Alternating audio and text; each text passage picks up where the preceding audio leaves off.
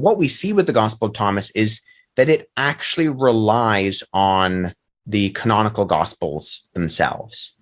There's heavy use of the New Testament within the Gospel of Thomas. In fact, the Gospel of Thomas contains in quotes or paraphrases from 16 of the 27 books of the New Testament.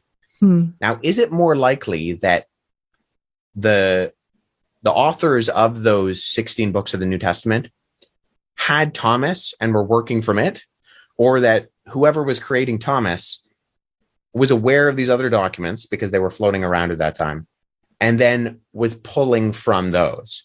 I think the latter is far more likely than the former.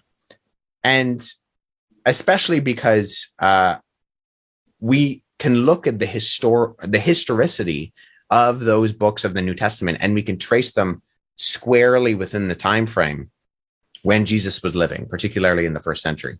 Whereas when we sort of do the same evaluation for Thomas, we're talking about other centuries later. Yeah. I think this is really important for anyone who's not reading the Bible because of these myths and the belief that Constantine got rid of some hidden wisdom by ditching the Gospel of Thomas. As you read it for yourself, you'll see that there's no secret wisdom there. And in fact, it's pretty offensive to women, isn't it? Yeah, the last saying, Logion 114. In fact, I can look it up. Okay, good.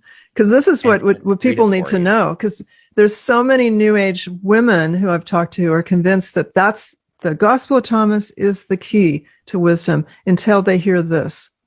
Logion 114 of the Gospel of Thomas. It says, Simon Peter said to them, "Let Mary go away from us, for women are not worthy of life." Jesus said, "Look, I will draw her in so as to make her male, so that she too may become a living male spirit, similar to you. But I say to you, every woman who makes herself male will enter the kingdom of heaven." And then it ends. Oh my goodness. Yeah. Okay. So anyone who was banking on not reading the Bible because of the Gospel of Thomas, hello. Thank you for showing that to us.